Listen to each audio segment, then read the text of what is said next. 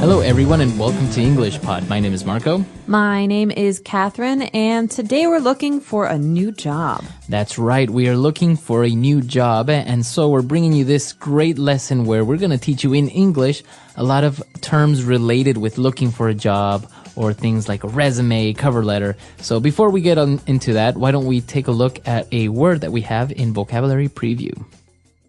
Vocabulary Preview. So this is actually the name of a job. It's a position. It's a gas station attendant. Okay, a gas station attendant. Now we know what a gas station is, right? That's right. It's a place where you go to fill your car with gas. Okay. So an attendant at a gas station, what does he do? He or she is a person who will help you put the gas in your car. So an attendant is someone who is almost like an assistant or a helper. Okay. You can have a bathroom attendant, someone who gives you a towel after you wash I've your hands. seen those in the fancy restaurants. Yeah, so gas station attendant. All right. So why don't we take a look now at our dialogue? Let's listen to it for the first time, and we'll be back in a bit.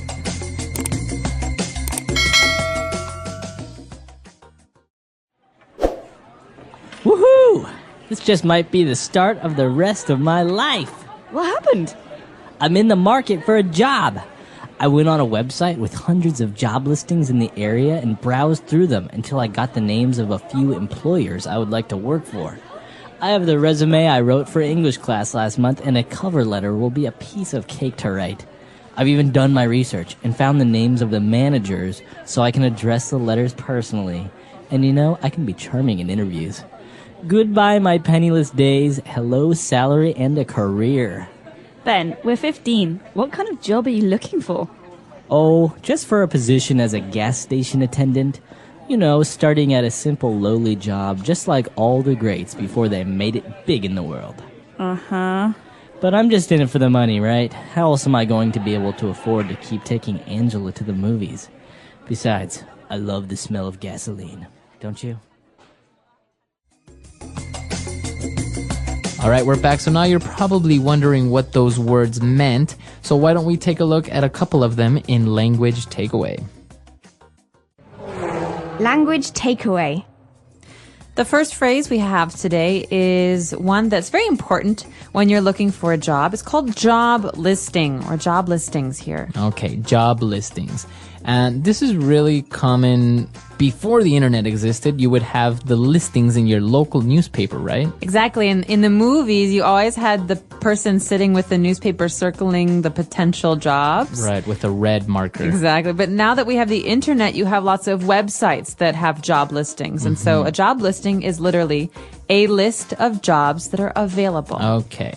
So you look through the job listings, maybe you found one that's interesting. There's an email address. So what do they ask for? They ask you to send in your resume. Okay, a resume is very important when you're looking for a job. It's a document, it's a piece of paper that tells someone all of the work that you've done before, your job experiences, and it tells them where you went to school and what your qualifications are. So it's a summary of your work life. Okay, and that's why it's called a resume, right? It's pretty much a summary of your work life, as you say. That's right, and a different one, sometimes people use this, is a CV. Curriculum vitae, and that's an academic summary of your life. So you have the work summary and the study summary. Okay, very good. So if you send in your resume, what's recommended is that you attach it with a cover letter. Okay, well, cover letter, you know the word letter. It's something that you write to somebody else. But a cover letter is like a cover for your resume. It's a letter where you explain to the future boss or future employer what exactly you want and how this job is going to help you get it. Okay, so that's basically a small little introduction to yourself, right? Before they read your resume, who you are, what you're looking for maybe, very quickly. Exactly. So you could say, hi, my name is Catherine. I'm very motivated and excited to have the opportunity to talk to you about why I'm a skilled employee and why I will benefit your company. Very good. All right, so you've sent in your resume and your cover letter. And, well, maybe you're looking to get into a career as a gas station attendant. So what's the difference between job and career? Okay, and this is very interesting because in many languages, there is a similar word, which, for example, in Spanish is carrera, right? And that means like a profession. So many people translate it literally as career, but it's not the right word. What is a career? A career I think of as a long-term goal. A career is your profession. It's the name you give yourself. But a job is a position in a company from one time to another. So for example, my job here is host of eslpod.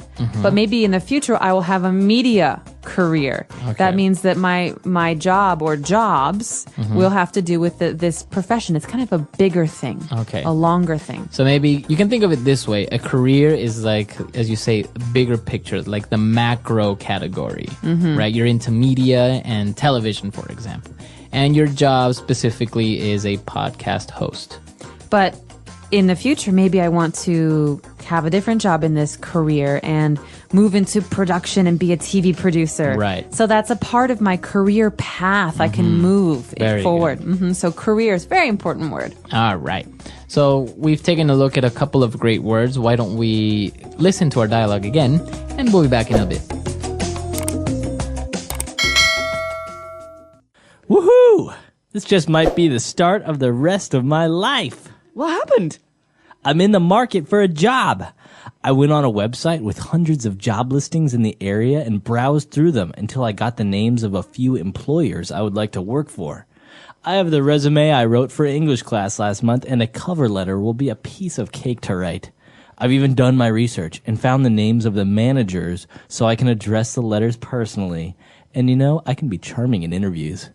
Goodbye, my penniless days. Hello, salary and a career.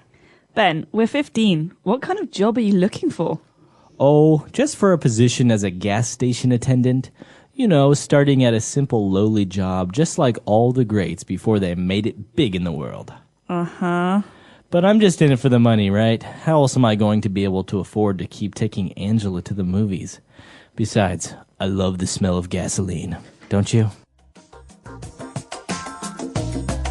All right, we're back. So now we have lined up for you 3 key phrases that we found in this dialogue. So let's take a look at those now in Fluency Builder.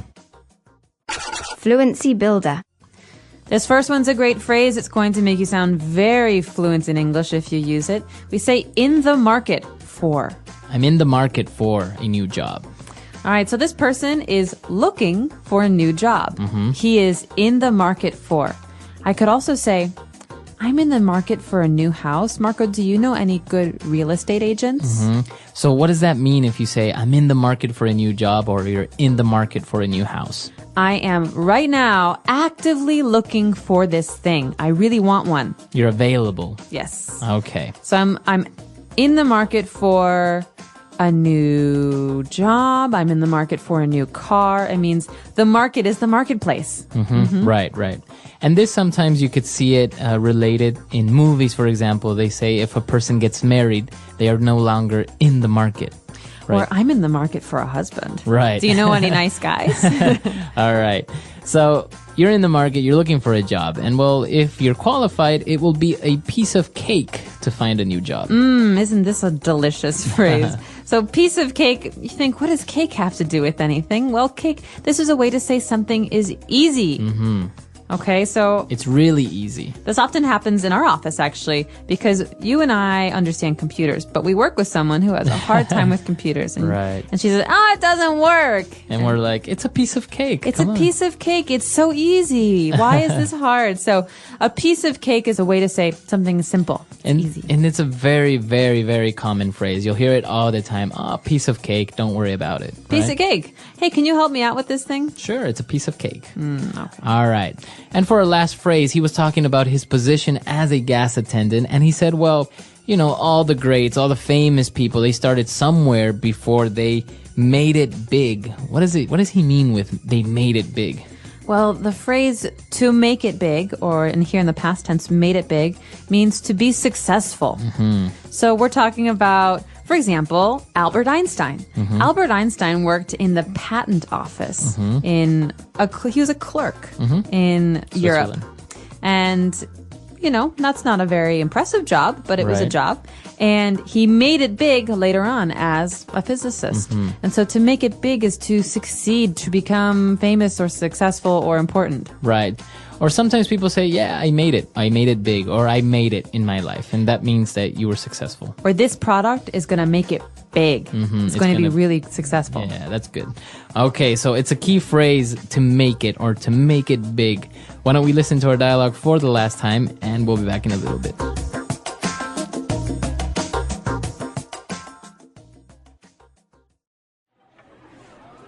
Woohoo! This just might be the start of the rest of my life.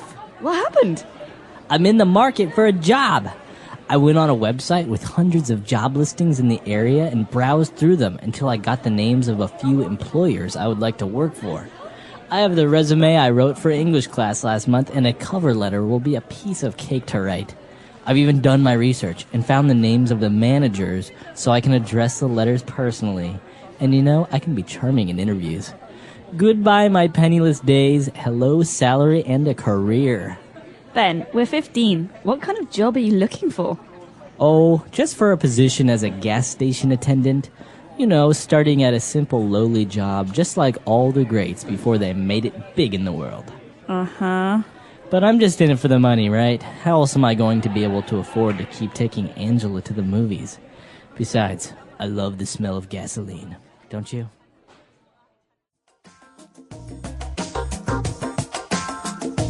All right, so talking about jobs, now I noticed something that in the United States, unlike many other countries, there are no gas station attendants anymore. There are. Touche. There are actually a lot of gas station attendants in New Jersey because really? it's the law that you cannot pump your own gas. You cannot put gas in your own car. Why is that? It's a way for the New Jersey government to increase the amount of jobs in the state. So to create jobs, they made gas station attendants. Oh, wow.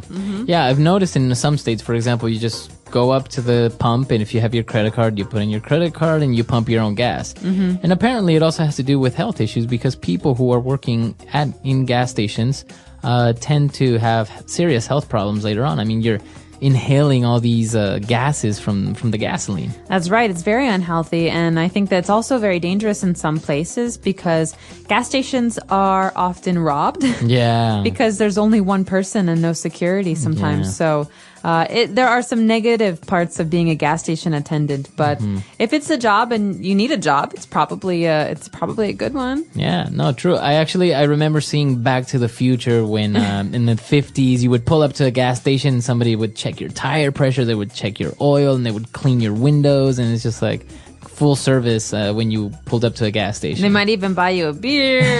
No. All right. So it's really interesting about these positions. I imagine that, in other places, some job positions that maybe we would find a little bit strange or uncommon.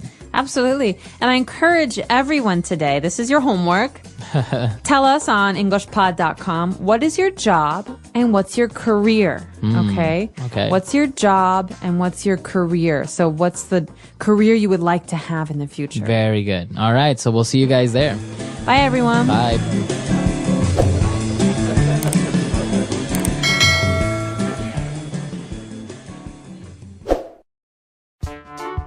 The English Pod Audio Review.